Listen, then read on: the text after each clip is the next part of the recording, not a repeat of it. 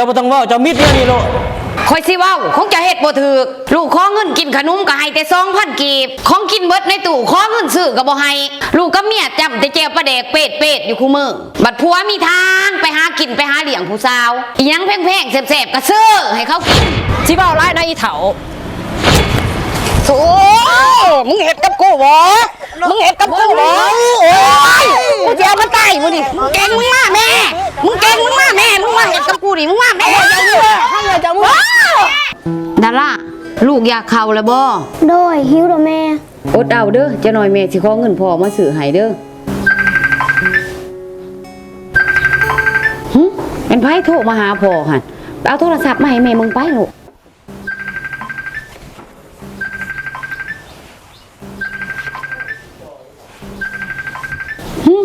หัวหน้าสงสัยหัวหน้าเพิ่นได้นี่ไอ้ไผหัวหน้าจะโทรมา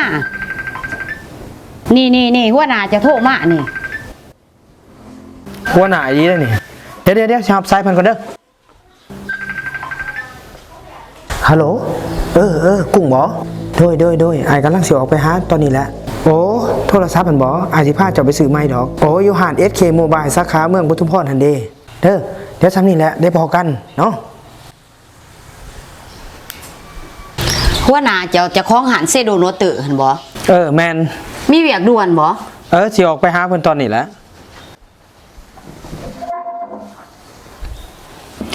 ไอ้ไผโทรศัพท์ข่อยนะหน้าจอมันหันยากเอาไปแปลงคะแนนติโอ้ยบ่ซาใส่ไปก่อนบ่ได้จังแป้งพ่อของเนตี้อยากกินขนมโอ้พอมีแต่2,000 กีบแล้วลูกเอ้า2 วันกีบจังได้สิซื้อขนมกินอิ่มโอ้ยถ่ายเงินเดือนพอออกก่อนพอสิให้ได้หลายลูกไอ้ไผของกินอยู่ในตู้หันเบิดได้ขอในตี้เงินข่อยซื้อมาไว้สิสังเงินให้100,000วางทิศแล้วนี่เบิดแล้วบ่โอ้ยเงิน100,000มันสิมีอีหยังกับแพงเดียวนี่บัดเงินเดือนเจ้านี่เจ้าเอาไว้เฮ็ดหยังเจ้าคือบ่เอามาใส่โอ้ยเงินเดือนข่อยก็ค่าใช้จ่ายในครอบครัวก็มีแต่เงินเดือนข่อยแหละเบิดเจ้ารถสิบ่อยากรับผิดชอบอีสังจังดีบ่ในครอบครัวเจ้าอย่าสิเว้าหลายนะมันเบิดอีหลีเด้อบ่แนวกินในเฮือนนี่ก็เบิดนั่นแหละยังแต่ปลาแดกเส้นนั่นติในตู้หั่นปลาแดกก็ยังอยู่กินแจ่วปลาแดกที่ไปก่อนจะกระสิโพดบ่ให้แต่กินปลาแดกนี่บ่คู่มึงคู่เว้นเนาะบ่ต้นลูกต้นเมียเนี่ยบ่สิให้กินแต่แจ่วปลาแดกนี่บ่เนาะลูกเนาะแม่น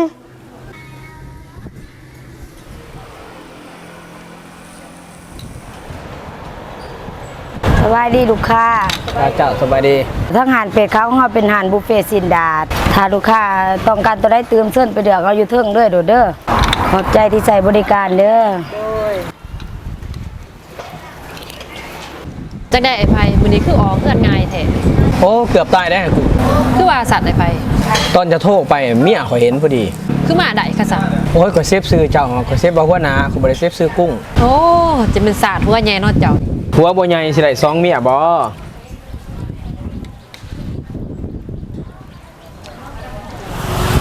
อ้าวไอ้ไผผัวเจลาตะวันนี่มากับผู้สาวอีก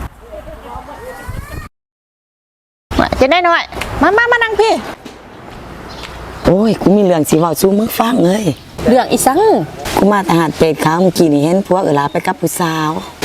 เมื่อกี้กูก็เห็นคือกันอยู่หาน SK Mobile ซื้อโทรศัพท์ให้ผู้สาวหน่วยละ8-9ทหารผู้ใดหั่นตายสร้างสิเป็นเนาะไอ้ไผเนาะทันทีเฮ็ดจังได๋เฮาสิบ่บอกลาบ่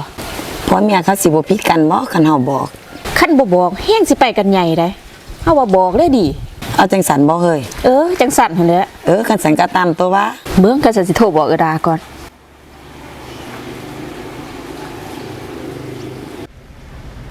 จังไรปื้อฮัลโหลลาบ่คนมีเรื่องสิบอกวงซวยนี่เขาไปปทุมพรเขาเห็นผัวจะซื้อโทรศัพท์ให้ผู้สาวอยู่หาน SK Mobile สาขาเมืองปทุมพรแม่นบ่ตายจะแม่นเพิ่นควงเนาะแล้วเบิ่งกี้นี่ซะหน่อยกับพ่อผัวจะอยู่หานเป็ดขาวฮะซะหน่อยก็เห็นอยู่หานเป็ดขาวบ่หั่นจะรบน้ำมันเองเด้อเนาะเวลาบ่กูเห็นไอ้ไผอยู่หันบุฟเฟ่เป็ดขาวเพิ่นไปกับผู้สาวตะว่าก็คือสิแม่นผู้เดียวกันน่ะนะกับตัวสปือเห็นบ่แล้วบ่เห็นข่อยดอกมีแต่ข่อยเห็นเล่าเมื่อกี้นี่นะขอออกมาเมื่อกี้นี่กันสันนับไปเจอกันอยู่หันเป็ดขาวเฮาสิออกไปหาเด้อสินำล่ามันเบิ่งมื้อนี้มึงเด้อผัวนี่สินำเหยียบมึงเบิ่ง คุณเห็นบ่ไอ้ไผเห็นบ่ไอ้ไผ แต่ว่าดาที่ป่านนี้ยังบ่ทันมาซ้ํ หันตี บ่สิโทรนำแล้วก่อน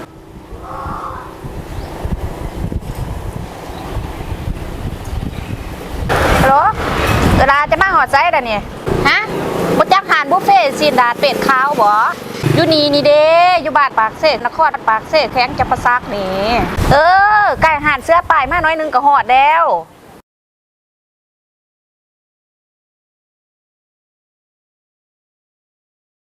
จะได้แล้วอยู่ใส่ เด้หัน โอ้ยจะเป็นกูเรือใจเด้บัดแนวแสบๆมันพาผู้สาวมันกินให้กูกินแก้วปลาแดกอยู่เฮือนกับลูกปื้อถ่ายไว้เด้อไปขอบคุณโธ่คือสิแสบสินัวคักเนาะ ห้วยละจะมาจะได้ เอารถเอื้อยเขาสิถ่ายให้ ปึ๊บบ่ทาย ถ่ายโลดนะปื้อถ่ายโลดถ่ายความซัวมึงมันไว้นี่ถ่ายโลดคือสิแสบคือสินัวแห้งเนาะ กระแซบพันเด้คนในผู้สาวมวยสิเหี่ยวคือผู้เฒ่า จะเป็นศาสตร์นาบ่อ้ายเนาะมาลักกินผัวเขายังมาเว้าโยเว้ายันเมียเขาอีก ก็เว้าความจริงที่สิปฏิเสธบ่ว่าบ่เหี่ยว เศร้านะพวกเจ้าบ่ผิดกันนะ จะยังมาเว้าไอ้ไผ โอ้ยมีหยังไปบอกกันอยู่เพื่อนพุ่นไอ้ขู่ไอ้คนเขาแขกเขาเต็มห่านอยู่นี่ ขอบ่สนขอบ่อ้ายคนผู้สิอ้ายแม่นมันนี่ลักอยู่ลักกินผัวหมู่ สิเว้าร้ายนะอีเฒ่าโธ่มึงเฮ็ดกับกูบ่มึงเฮ็ดกับกูบ่มึงโอ้ยกูจะเอามันตายมึงนี่มึงเก่งมึงมาแม่มึงเก่งมึงมาแม่มึงมาเฮ็ดกับกูนี่แม่ ปื๊ด มาแม่มา ปื๊ดจับให้เลยจับมือ โอ้ยกูเหลือใจเด้กับลูกกับผัวนี่เนาะ ไอ้ไผขอบ่ยอมเด้อเมียที่เฮ็ดแนวนี้นี่ ไอ้สังกะยากุ้งนะโอ๊ตเดาไอ้สิเมื่อจัดการแล้วเองหรอกเจ้าเพื่อนอาหารเนี่ยไอ้ใจไว้แล้วไอ้สิออกเมื่อก่อน ข้าจะบ่จัดการให้ข่อยไอ้ไผจะได้ขอยก็บ่ยอมจังได๋ข่อยก็บ่ยอม เจ้าก็ต้องพูดเนาะเฮ็ดให้ใครหน้าใครตาอีดีเนาะ ฉันก็จะบ่เฮ็ดขอยสิไปนำจะบ่ มันแม่นแท้ว่าจะสิไปนำข่อยมีหยังก็เว้ากันอยู่เพื่อนติ โอ้สิทาให้มันจะไปเปิดกันมันเบิดบ่จังสิให้ข่อยเว้า เจ้าบ่ต้องเว้าเจ้ามิดเดียวนี่โลด ข่อยสิเว้าคงจะเฮ็ดบ่ถูกเมียขอเงินแปลงโทรศัพท์น้อยเดียวก็บ่ให้บัดผู้สาวหน่วยหนึง7-8 ล้านก็ซื้อให้เขาลูกขอเงินกินขนมก็ให้แต่ 2,000 กีบของกินเบิดในตู้ขอเงินซื้อก็บ่ให้ลูกกับเมียจำแต่แจวปลาแดกเป็ดอยู่คู่มือบัดผัวมีทางไปหากินไปหาเลี้ยงผู้สาวอีหยังแพงๆแซ่บๆก็ซื้อให้เขากินบัดลูกกับเมียกินแต่ปลาแดกอยู่นี่แล้ว มันดีแต่เจ้าสาข่อยนี่ซัวเบิด เจ้ายังว่าเจ้าดีสำบ่เจ้าเฮ็ดแนวนี่เจ้ายังว่าเจ้าดีสำบ่ คันว่าข่อยซัวข่อยบ่ดีกับป้ากัน โธ่คือสิอยากปาแต่ดนแล้วเนาะเฮ็ดบ่ถูกบ่ต้องสิบ่ให้เว้าจักหน่อยแน่บ่ บ่ต้องเว้ายังหลายคันสิป้าแล้วก็ป้า คันหักมันหลายก็ไปอยู่น้ำมันกูเหลือใจเด้น้ำผัวนี่ ไอ้ไพ่เจ็ดสิยุร่มข่อยได้อยู่บ่ขับแคบได้ของเซานี่ โอ้สำบายซ้ำนี่ อย่าว่าได้สิทิมข่อยกลับไปหาเมียจะคืน หัวเด็ดตีนขาดจังไดข่อยก็บ่กลับข่อยเบื่อแห้ง บ่แล้วก็ขอเงินในติข่อยสิไปเสริมสวย โอ้ข่อยบ่ได้เอาเงินมาซ้ำข่อยมาแต่โต อ้าวบ่มีเงินสิอยู่สิกินจังได๋ มื้ออื่นสิเข้าไปเอาอยู่บริษัท เขาสิให้เจ้าซั่นบ่บ่แม่นยามเงินเดือนเบิก เป็นหยังสิบ่ได้หัวหน้ายังติดเงินข่อยอยู่ ให้มันได้เด้อข่อยแฮงบ่ได้เข้าคอร์สดนนะ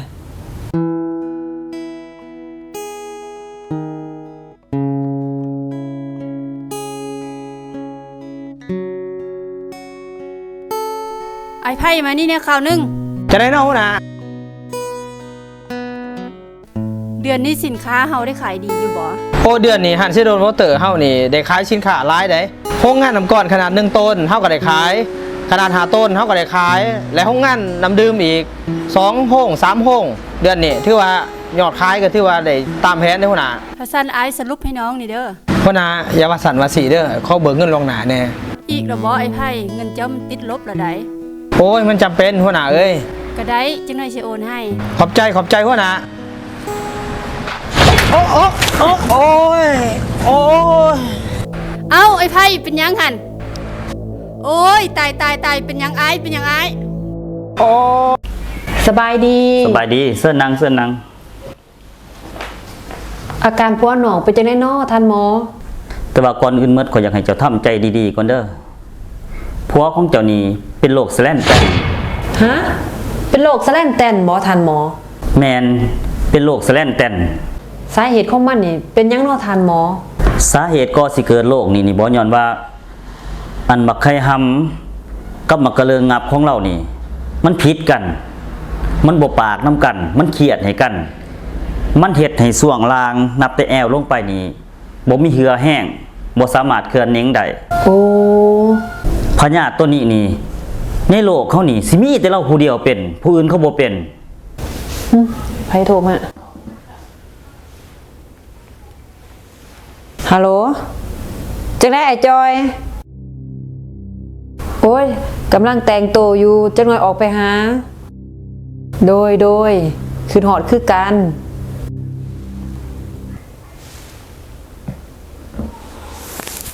อย่าสิไปใส่เฮ้ย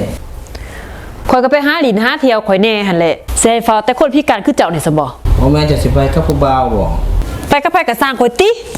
เจ้าว่าแม่นสิให้ความสุขข่อยได้ข่อยให้เจ้าอยู่นำข่อยบ่เจ้าไปถิ่มมันดีพอตายแหละ โอ้ยเจ้าคือเสียบาปกับข่อยเลย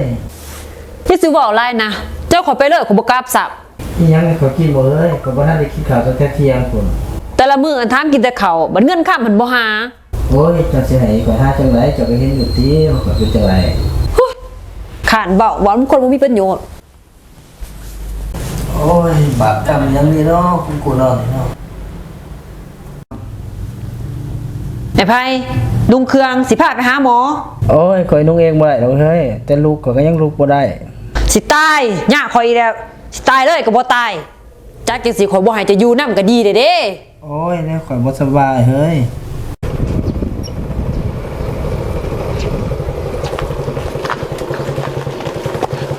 เจ้าสิพาข่อยมานี่ยังเฮ้ย ข่อยก็บ่ส่งเจ้าอยู่นำเนี่ยจะคืนติ ห่วยบ่นะเฮ้ยข่อยบ่อยู่ได้นี่ข่อยอยากอยู่น้ำเจ้า สิมาอยู่นำข่อยอีสั่งลงอยู่นี่แหละกับลูกกับเมียเจ้าหั่น โอ้ยเจ้าสมาทิมข่อยเอ้ยกุ้งเอ้ยยามข่อยเจ็บข่อยเป็นเจ้าสมาทิมข่อย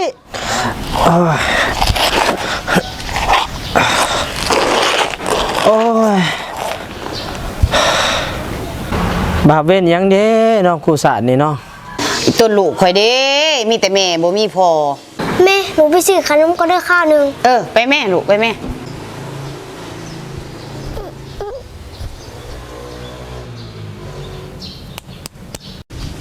อ้าวพอขึ้นมานอนอยู่นี่พ่อลูกพอมานอนยังอยู่นี่ ไปเขาเพื่อนเฮา โอ้ยพอยางบ่ได้ลูกขาพรบ่มีแห้ง ก็สั่นดูสิโบงแม่มาเอาพอเด้อ โอ้ยแม่สิมาเอาพออยู่บ่ ไปยังสิโบมาพ่อถ่ายอยู่นี่ก่อนเด้อดูสิไปเอิ้นแม่ไปเอาพอเน่พอเขามาบ่ได้ พ่อได้อีกลูกจะบ่มีพ่อนะเดี๋ยวนี้ กับพ่อพายเฮานี่เด้แม่ โอ้ยพ่อไผจะเพิ่นบ่มาหาเฮาดอกลูก บ่มาจังไดพ่อนอนอยู่หน้าบ้านหั่นเด้เพราะว่าพ่อยางบ่ได้ขาพอบ่มีแห้ง แม่บ่ไปเอาดอกพ่อจะมีเมียหน่อยหอยเมียปลาย นะแม่อีต้นพ่อนะไปเอาพอเขามาแน่พอยางบ่ได้หั่น เป็นนี่ยังเด้อีกเลยเนาะสิมาเอามวยได้เด้ไปลูกย่างเข้าไปในเฮือนไปแม่สิไปเอาพ่อดอกเป็ดจากได้สมามานอนอยู่ทั้งคางกระตาขี้เหงื่อนี่ลูกเมียจะไปไสสมามานั่งมานอนอยู่นี่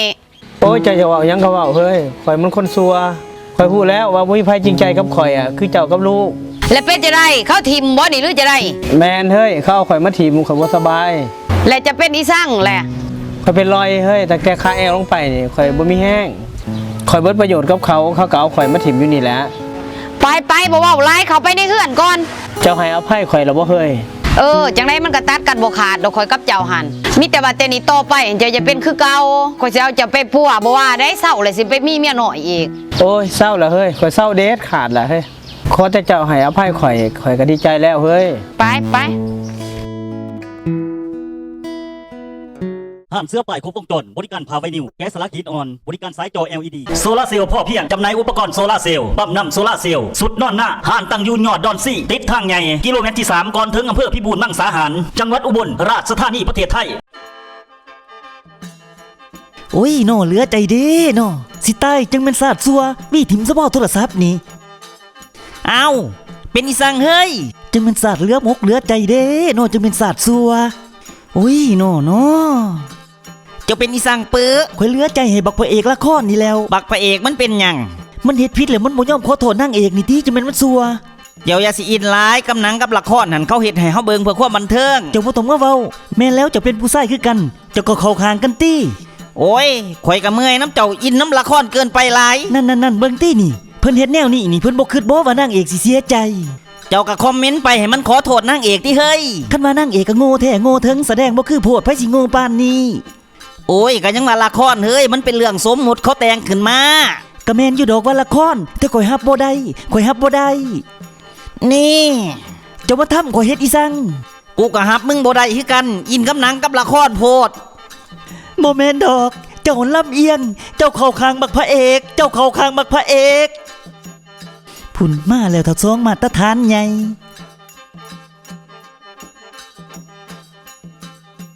เฮ้ยปฏิบัติภารกิจทางเพศปะ เจ้าบ่ต้องมาเว้าน้ำข่อยเจ้าลืมเลยบ่เจ้าเฮ็ดหยังหัน ตัวข่อยทำเจ้าหันบ่ข่อยขอโทษ บ่แม่นเรื่องนั้น เรื่องใดสั่น กระตู้เจ้าเข้าข้างบักพระเอกคันเด้ โอ้เจ้ายังบ่แล้วอยู่บ่กับละครหันเจ้าเห็นบ่ประตูเฮือนหันเจ้าอยากย่างเขาไปดีๆหรือเจ้าอยากหอเขาไป โอ้ยข่อยก็อยากย่างเข้าไปดีๆหั่นล่ะ ไปกะสั่นไปเฮ็ดภารกิจทางเพศ ไปที่เฮ้ยไปจัดให้นักๆเด้อมื้อนี้เด้ออ้ายเด้อ ข่อยสิงัดทุกท่าไม่ตายมาให้เจ้าโลดนะเฮ้ย อย่าลืมท่าโดดมาแต่ถึงคือเด้ออ้ายเด้อ มักแท้นอทานี่หันเนาะโอ้ยตายแล้วแนวนี้ โอ้ยสมามินจะกระดักจะกระดอแท้นอเบิดอารมณ์เลยกูโอ้ย โอ้ยเจ็บกระเพาะเจ็บขั้นกระเพาะขั้นมันเป็นจังได๋วะ2-3 มื้อมานี่โอ้ย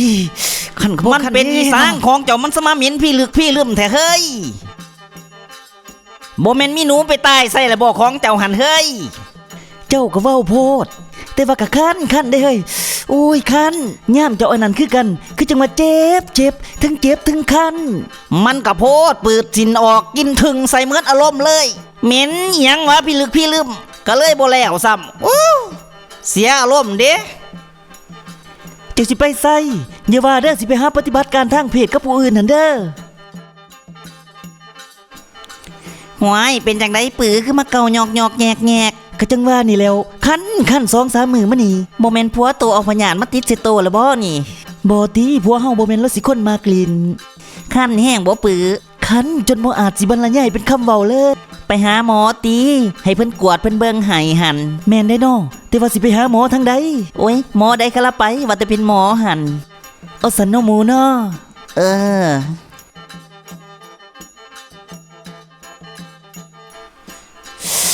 โอ้ยคันเด้จะเป็นสัตว์คันไปหาหมอยังบ่แล้วยังคันอยู่ หวายคือมันยังเก่าหยอกแงกอยู่เนาะเป็นจังไดปือยังบ่ทันเศร้าคันอยู่บ่ ยังคันอยู่เฮ้ย ไปแล้วบ่หาหมอ ไปแล้วเฮ้ยก็ยังคันอยู่คือเก่ามันบ่เศร้า ตัวไปห้องหมอได้ เฮาบ่ได้ไปห้องหมอ ตัวไปคลินิกได้ เฮาบ่ได้ไปคลินิก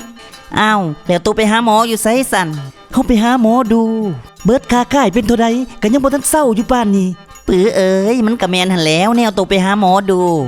จังไดมันสิเศร้าแนวนี้นะ ของแนวตัวว่าไปหาหมอหยังก็ได้ ดีแล้วเฮาบ่ไปหาหมอลำหัน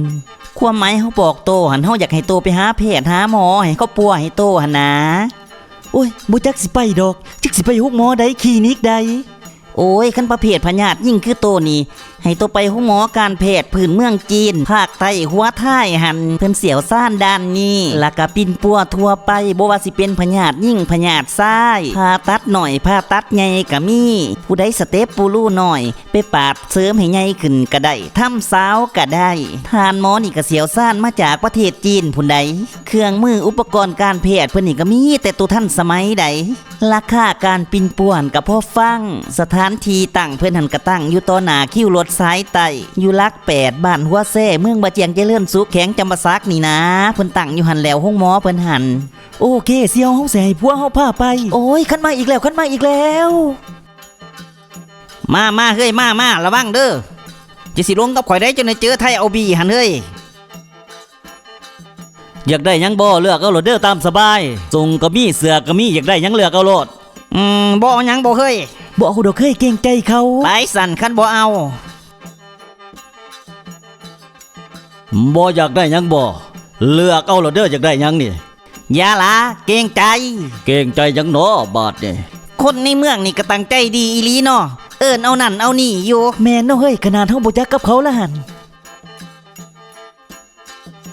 มันก็สิอยู่แถวนี้นี่แล้วแนวสาวกุ้งว่าอยู่หลัก8แต่ว่าเงินเฮานี่สิพ่อบ่เนาะพ่ออยู่ติแนวสาวกุ้งว่าบ่แพงใดคันบ่แพงก็ดีโอ้ยกดเงินไปหาเลี้ยงผู้บ่าวก่อนอยากกินงัวปินผู้บ่าวนั่งถ่าอยู่7เก้า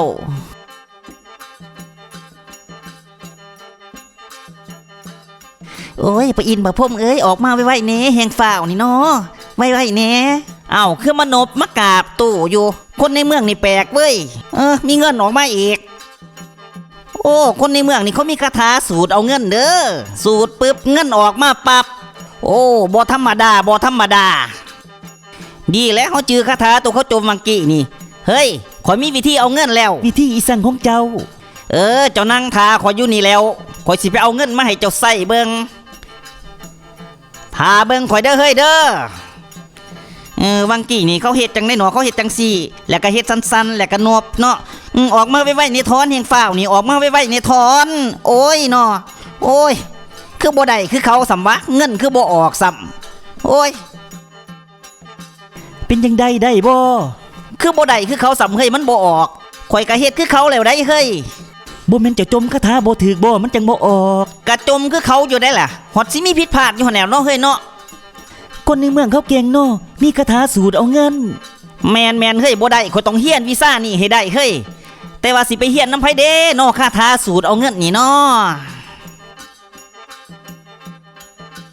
หันเด้เฮ้ยห้องหมอการแพทย์พื้นเมืองจีนภาคใต้หัวถ่ายแม่นเฮ้ยในที่สุดก็ฮอดเนาะ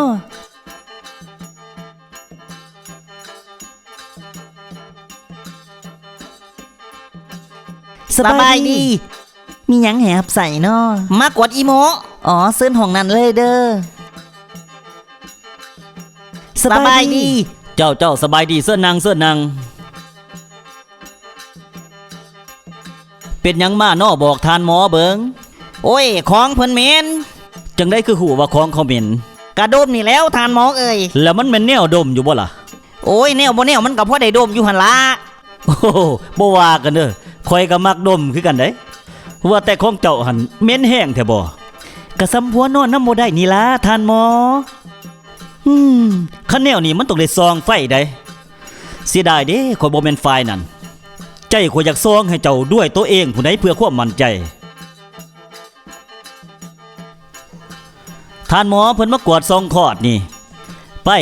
ย่างน้ำทานหมอเพิ่นเด้อทานหมอเพิ่นสิพาไปเสียดายเด้บ่ได้เข้าไปนำ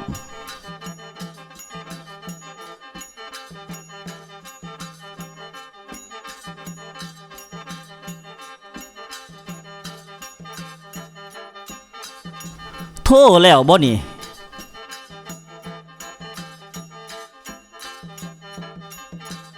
โอ้แล้วไว้เนาะ แมน จังได้เพิ่นกวดให้คักอยู่บ่ ละเอียดอีหลี ทานหมอนี่เพิ่นฟังภาษาลาวเข้าใจอยู่แต่เพิ่นเว้าลาวบ่แข็งให้เพิ่นเว้าจีนแล้วก็สิแปลให้เจ้าเอาเด้อ现在白带多，而且的话，盆腔也有积液，还有宫颈炎。 เพิ่นว่าจะเป็นโรคขาวกับมดลูกอักเสบ现在他要治疗，要冲洗白带、排毒，还要做盆疗，还要打针，还要吃口服药。 เพิ่นสิเข้าน้ำแล้วก็ล้างซองคอดให้เจ้า เพิ่นคือเว้าบักหลายๆบ่ทันหมอแปลคือสั่นๆโอ้ยภาษาลาวกับภาษาจีนมันบ่คือกัน 那现在如果你同意的话，我就开单，然后后面就直接治疗，同意吗？ เพิ่นว่าเห็นดีให้ปิ้นปัวให้อยู่บ่ ทำผัวก่อนที่ยันมันแพง 这个价格已经不贵了，你下面白带又那么多，你老公受得了吗？这个价格的话又做这么多项目，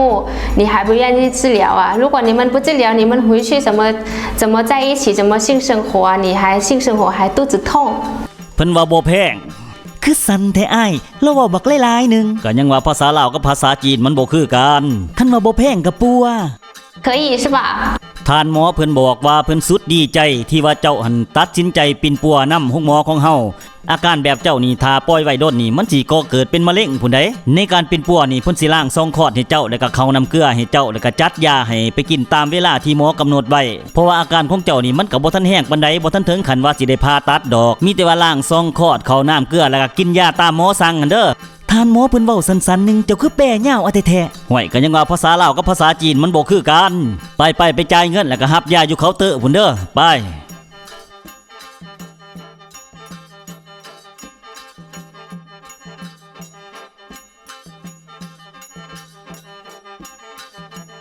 ถือกอยู่หาปัญหาเด้อเจ้า โอ้ถึกอยู่หาพันหาเนาะ1 2 3 4 5 6เอา6,000ทอนมาหาห้อย บ่มีเงินทอนละหัน บ่มีเงินทอนบ่กะสันเอามาคืนเบิ่ง1,000หันเบิ่งสิยากอีสังเงินใบละพันจีกออกเครื่องหนึงก็เหลือหาห้อยแล้ว เอาอายคือจีกเงิน บ่จีกจังได้สิมีเงินให้เจ้าแนวจะว่าบ่มีเงินทอน เงินใบละพันจีกออกเครื่องหนึงก็เหลือหาห้อยตะบ้า เอามันคือสิได้แนวนี้ ไปใส่สิบ่ได้เงิน1,000จีกปันกันผู้ละครึ่งก็ได้ผู้ละหาห้อยก็ถูกแล้วเด้ไปเคยเฮาเมื่อบาดนี้ เอา เหลือหาห้อยเอาไว้ซื้อเขาวดิดอกกินน้ำทางเนาะเฮ้ยเนาะบ่แม่นว่าเว้าเด้อแต่ไปปิ่นปัวมานี่ของเจ้าหันหอมสดชื่น แมนเฮ้ยบ่คั่นอีก ที่เจ้าว่าของข่อยหอมมันแมนอีหลีบ่ แม่นเฮ้ยหอมหวนส่วนให้อยากปฏิบัติการทางเพศ